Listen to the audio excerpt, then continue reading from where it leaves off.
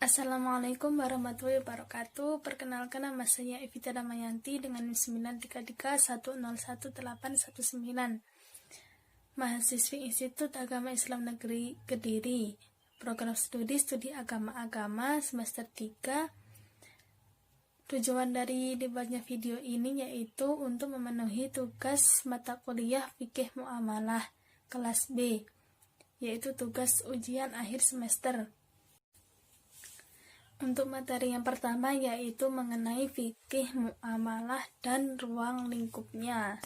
Bukan pengertian dari fikih muamalah yaitu hukum-hukum yang dilakukan oleh manusia atau yang berkaitan dengan tindakan yang dilakukan oleh manusia dalam hal yang berkaitan dengan hartanya, seperti jual beli, sewa menyewa, gadai, dan lain sebagainya yang dilakukan dengan dalil-dalil yang terperinci sesuai dengan syariat Islam. Fikih muamalah ini terbagi menjadi dua, yaitu yang pertama al-muamalah al-adabiyah dan yang kedua adalah al-muamalah al-madiyah. Yang pertama yaitu pengertian dari al-muamalah al-adabiyah. Al-muamalah al-adabiyah ini merupakan muamalah dari segi cara tukar menukar benda yang bersumber dari panca indera manusia. Unsur penegaknya yaitu hak dan kewajiban. Al-muamalah al-madiyah. Muamalah ini bersifat kebendaan karena objek dari fikih muamalah yaitu benda-benda yang halal, haram, maupun syubhat untuk diperjualbelikan. Benda yang memudorotkan, benda yang mendatangkan kemaslahatan bagi manusia, dan benda-benda dari segi yang lainnya. Yang selanjutnya yaitu materi kedua mengenai amal dan ruang lingkupnya. Secara terminologi, menurut Al-Fairuz Abadi, al-amwal ini merupakan jamak dari harta atau al-mal. Jadi, amwal ini merupakan istilah dari harta.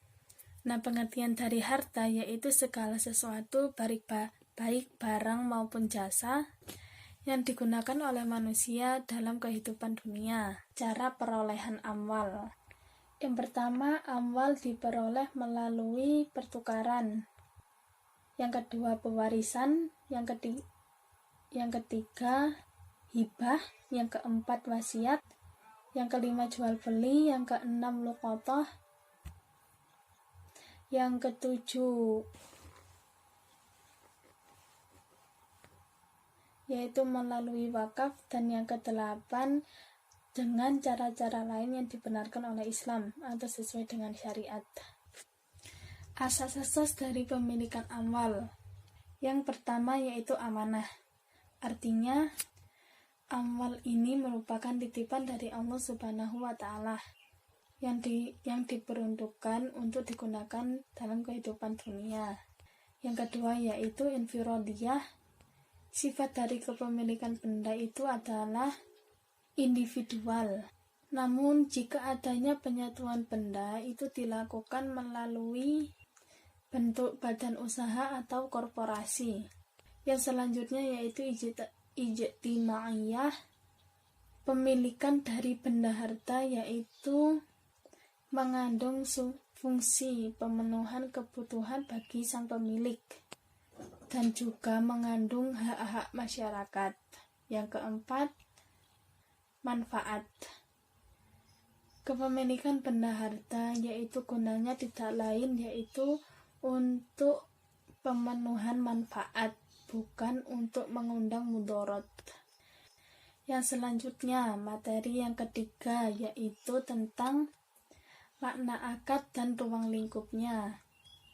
Pengertian akad yaitu dalam bahasa Arab diartikan sebagai ikatan, pengencangan atau penguatan yang dilakukan oleh beberapa pihak baik dalam hal tertentu yang bersifat konkret maupun abstrak. baik dari satu sisi atau dua sisi. Rukun akad. Yang pertama yaitu aqid, orang yang berakad. Yang kedua yaitu ma'qud alaih, benda yang diakadkan.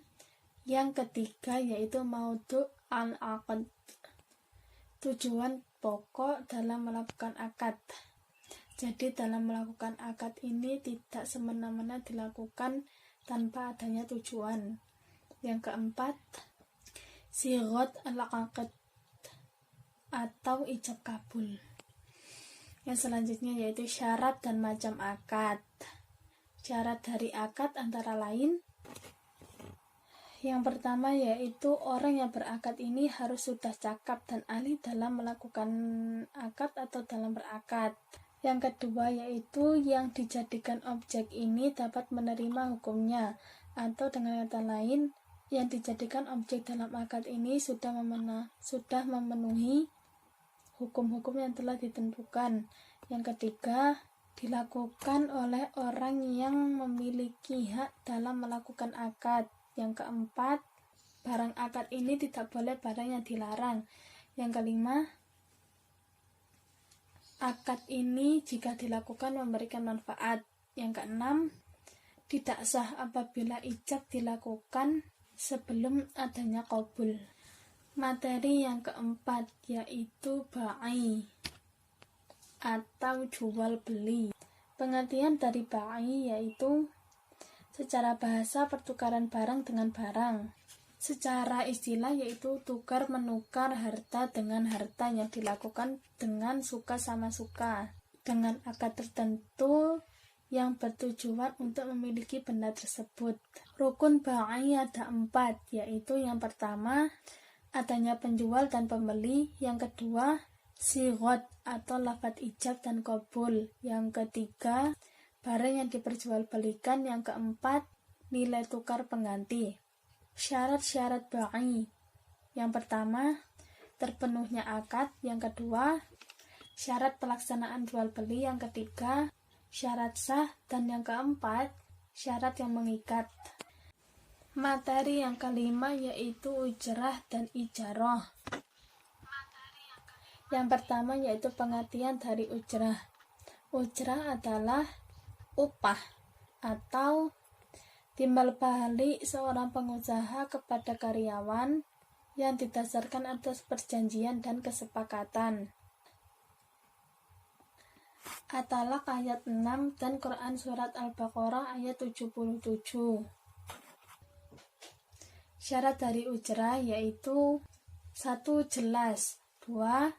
Segera dibayarkan, yang ketiga bermanfaat untuk memenuhi kebutuhan hidup keluarga dan kebutuhan hidupnya sendiri, yang keempat sesuai dan berharga, yang kelima halal, yang keenam barang sebagai upah tersebut tidak cacat.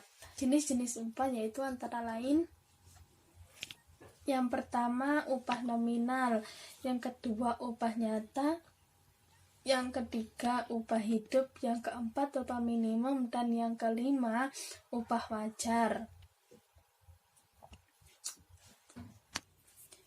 Yang selanjutnya yaitu pembahasan tentang ijarah. Pengertian dari ijarah yaitu menyewa sesuatu tanpa maksud memilikinya. Nah, dasar hukum dari ijarah ini yaitu sudah terdapat dalam Al-Quran, yaitu Quran surat At-Talaq ayat 6. Dalam pelaksanaan ijarah yaitu terdapat rukun-rukun yang harus dilaksanakan, antara lain yang pertama yaitu adanya aqid atau orang yang berakal. Yang pertama yaitu adanya aqid atau orang yang berakad. Yang kedua sighat akad, yang ketiga upah, dan yang keempat manfaat. Yang selanjutnya yaitu syarat ijarah. Syarat ijarah ada 3. Yang pertama syarat terjadinya akad atau al-inqad. Yang kedua syarat pelaksanaan akad an-nafadz. Yang ketiga syarat lazim. Macam ijarah ada 2. Yang pertama ijarah ala al-manfi atau manfaat atau benda. Yang kedua, ijarah ala amal ijarah, yang berarti jasa atau pekerjaan. Berakhirnya ijarah yaitu apabila adanya cacat barang pada penyewa, artinya ketika semisal kita yang menyewa suatu barang dan ketika kita menyewa barang tersebut terjadi suatu kecacatan benda tersebut disebabkan oleh kita, maka itu dapat mengakibatkan berakhirnya ijarah. Yang kedua, rusaknya barang yang disewakan. Yang ketiga, rusaknya barang yang diupahkan. Yang keempat, berakhirnya masa dan pekerjaan. Yang kelima yaitu fasak. Materi yang keenam yaitu tentang ariyah. Pengertian dari ariyah sendiri yaitu memberi atau menerima manfaat dari benda yang halal yang dilakukan oleh seseorang kepada orang lain dengan ketentuan barang tersebut tetap utuh ketika dikembalikan kepada pemilik setelah diambil manfaat dari benda tersebut. Rukun ariyah antara lain: 1. Mu'ir atau yang meminjamkan barang. Yang kedua, syarat dari seorang mu'ir yaitu dia harus balik, berakal, tidak mahjur alaih, dan dia merupakan pemilik dari barang yang dipinjamkan. Yang kedua, rukun dari ariyah yaitu musta'ir atau yang meminjam barang. Musta'ir ini memiliki beberapa syarat, antara lain harus jelas serta mengerti dan cakap dalam penggunaan barang atau dalam menggunakan barang. Yang ketiga, rukun ariyah yaitu mu'ar atau barang yang dipinjam. Syarat dari mu'ar yaitu bisa diambil manfaatnya, diperbolehkan untuk diambil manfaatnya, dan tetap utuh apabila dipinjamkan. Rukun yang keempat yaitu sighat, ijab dan qabul. Materi yang selanjutnya yaitu tentang qorad. Pengertian dari qorad yaitu akad antara dua belah pihak, di mana pihak pertama memberikan uang atau barang kepada pihak kedua untuk dimanfaatkan. Dalam ketentuan, uang atau barang harus dikembalikan sesuai dengan yang ia terima dari pihak pertama. Qorad ini sudah dijelaskan dalam Al-Quran, yaitu Quran Surat Al-Baqarah ayat 245. Materi ke-8 yaitu rahn.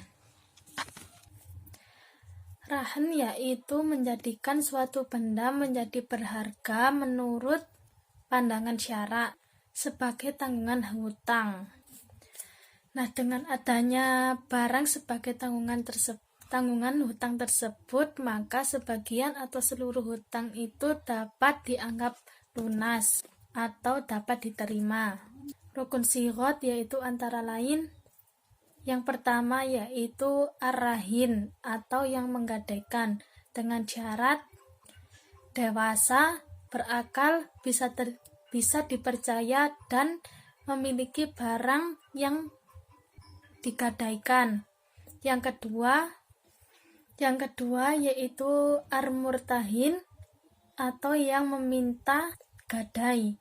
Syaratnya orang bank atau lembaga serta dipercaya rahin. Yang ketiga yaitu al-ma'qud alaih atau objek gadai atau objek akad.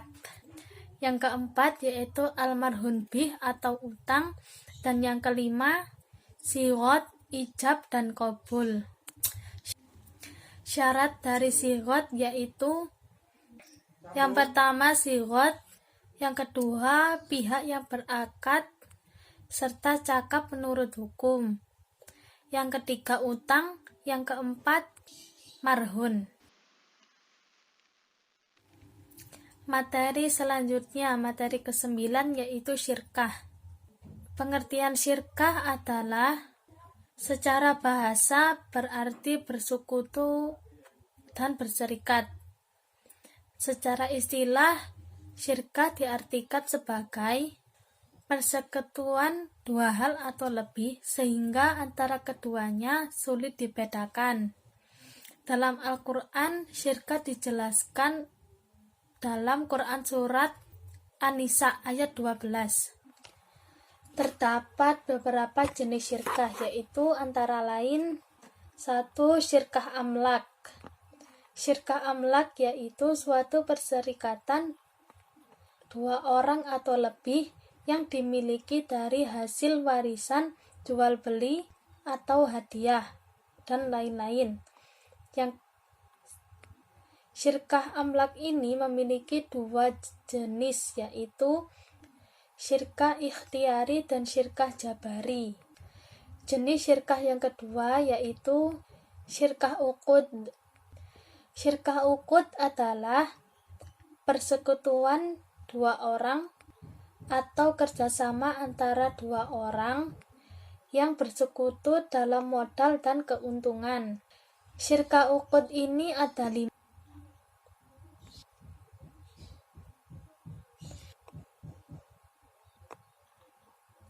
Syirkah al-abdan atau usaha dan syirkah al-mufawadah. Dalam syirkah juga terdapat syaratnya, antara lain yang pertama yaitu syarat lafadz mengandung arti izin melakukan perserikatan. Yang kedua, syarat menjadi anggota syirkah yaitu syaratnya balik, berakal, dan merdeka. Yang ketiga, syarat modal perkongsian, yaitu emas, perak, uang, atau barang yang bisa ditimbang. Dalam syirkah juga terdapat rukunnya, yaitu antara lain yang pertama sigot, lafadz akad atau ijab qabul. Yang kedua, orang yang berakad yang disebut aqidani, dan yang ketiga, objek akad yang disebut maqud alaih, yaitu mencakup pekerjaan dan modal. Baik, materi yang selanjutnya yaitu materi ke-10 tentang mukharabah. Mukharabah diartikan sebagai kerjasama pemilik sawah atau tanah yang tidak bisa bercocok tanam, atau seorang yang bisa bercocok tanam namun tidak memiliki tanah dengan penggarap, dengan perjanjian hasilnya dibagi oleh pemilik tanah dengan penggarap sesuai kesepakatan berdua, yaitu 1/2, 1/3, atau lebih, ataupun kurang dari. Nah, biaya dan benih itu dari petani penggarap. Materi ke-11 yaitu tentang mudharabah. Mudharabah ini yaitu merupakan bentuk kerjasama dua orang atau lebih, di mana pemilik modal ini mempercayakan sebagian modalnya kepada pengelola dengan disertai perjanjian awal. Mudharabah ini telah dijelaskan dalam Al-Quran, dalam Quran Surat Al-Jumu'ah ayat 10, Quran Surat Al-Baqarah ayat 198, dan Quran Surat Al-Muzammil ayat 20. Materi ke-12 yaitu tentang hibah, hadiah, dan sedekah. Yang pertama mengenai pembahasan hibah. Hibah yaitu merupakan pemberian seseorang kepada orang lain semasa hidupnya tanpa mengharapkan balasan apapun, baik itu lisan maupun tulisan. Kedua, pengertian dari hadiah. Hadiah yaitu pemberian tanpa imbalan yang bertujuan untuk menyambung silaturahmi, mendekatkan, dan memuliakan hubungan satu dengan yang lainnya. Itu mengenai sedekah. Sedekah adalah pemberian yang diberikan oleh seseorang kepada orang lain yang membutuhkan, kepada orang fakir, kepada orang yang berhak menerima, yang tanpa adanya imbalan atau meminta imbalan dari pemberian yang telah kita berikan. Nah, Materi yang ke-13 yaitu tentang riba. Dalam fikih muamalah, riba ini diartikan sebagai tambahan yang diharamkan yang muncul akibat utang atau pertukaran. Nah, materi terakhir yaitu materi ke-14 tentang munakahat. Munakahat dalam bahasa Indonesia ini disebut dengan pernikahan. Pernikahan adalah menghalalkan hubungan laki-laki dengan perempuan untuk menjalin rumah tangga yang diridhoi oleh Allah Subhanahu wa taala dengan melakukan akad. Nah,